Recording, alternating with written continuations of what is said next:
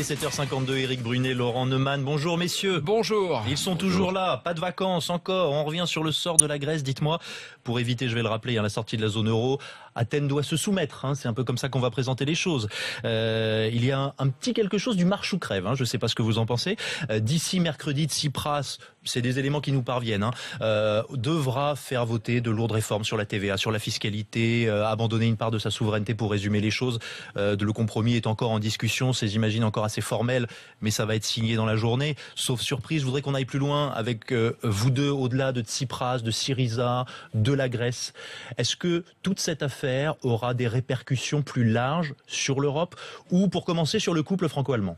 Sur le couple franco-allemand, mais je pense qu'Éric sera d'accord, ça ne fait aucun doute parce que à l'occasion de cette crise grecque, on a vu les différences. Il y a quelque chose qu'on ne dit pas ou pas suffisamment, c'est que les conservateurs et les libéraux en Europe sont ultra majoritaires. Tout le monde focalise sur Merkel. En réalité, Merkel n'est pas seule. Je vais même vous dire, c'est peut-être la plus modérée de toutes. Mais en revanche, elle est dans la main d'une coalition qui, elle, est beaucoup plus dure que sa position personnelle. Et cette coalition est suivie par toute une série de pays, les Pays-Bas, la Finlande, la Slovaquie, l'Autriche et d'autres encore. Bon, évidemment, le souci, et c'est pour ça que ça prend des heures et des heures, ce fameux compromis, ce fameux accord, parce que chacun des 19 membres de la zone euro, Tsipras, Merkel et Hollande compris, vont devoir, une fois qu'ils auront mis leur signature en bas de cet accord, retourner dans leur pays, devant leurs opinions publiques, devant leur parlement pour certains, vendre cet accord et vendre les mesures qu'ils auront obtenues les uns et les autres. Or, on croit que chacun discute de la zone euro, oui, mais en réalité, chacun discute aussi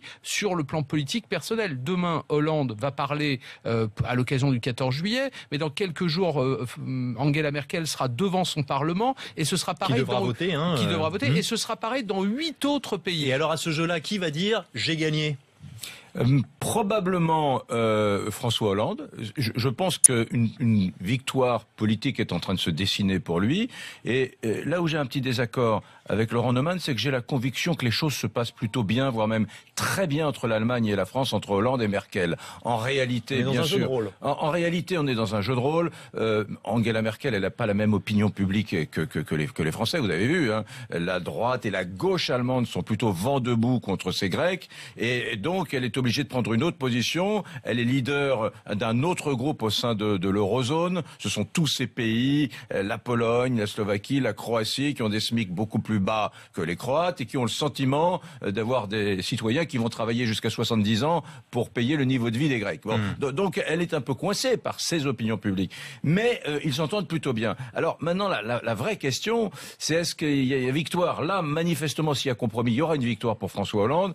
Mais à moyen terme, ça risque d'être plus problématique parce qu'on n'imagine pas que les choses se passent bien avec la Grèce dans les prochains mois. Donc, les Français, n'oublions pas une chose, les Français qui se sont totalement désintéressés pour le sujet grec depuis des mois et des années, pour la première fois, notre opinion publique est sensibilisée là. Donc, vous allez voir des Marine Le Pen, des Nicolas Sarkozy probablement, qui diront dans les prochains mois à François Hollande, oh, vous avez été bien généreux avec les Grecs, bravo, mais et maintenant, et les problèmes, et l'emploi en France. Donc c'est un argument qui va ressurgir. Ce que dit François Fillon hier dans la tribune, mais il a raison. Dans la lettre qu'il adresse à François Hollande. Et ça, pendant les 3 ans à venir, les 2 ans à venir, François Hollande va se le prendre. Et à mon avis, la solution du problème grec, entre guillemets, est une solution pour lui politique à court terme, parce qu'à moyen terme, ça va lui revenir dans le visage. En tout cas, il y a une chose que l'on peut dire d'un point de vue purement politique, c'est que François Hollande, il a eu raison sur un point.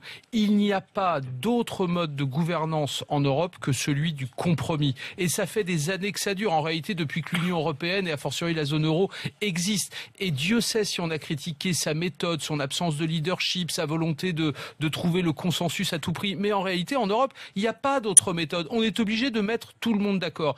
En revanche, s'il y a accord, je ne sais pas si on pourra dire que c'est une victoire de François Hollande.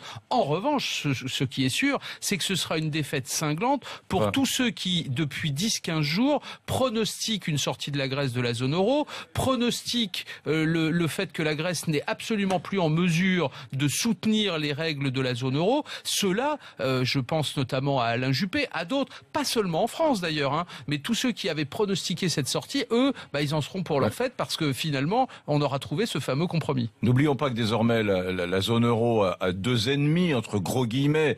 Un, l'impéritie du peuple grec, c'est vrai, ça dure depuis des années, certains disent depuis des décennies. Et deux, quand même, ce Tsipras, qui est un personnage incontrôlable. N'oublions pas que nous sommes revenus au mois de juillet 2015 à la situation dans laquelle était la Grèce en janvier. Je dirais même que ça s'est empiré avec Tsipras, puisqu'en janvier, il y avait des perspectives de croissance de 3%, ça frôlait les 3%, puisqu'en janvier, il y avait un déficit de la Grèce qui était tombé à un niveau inférieur de celui de la France.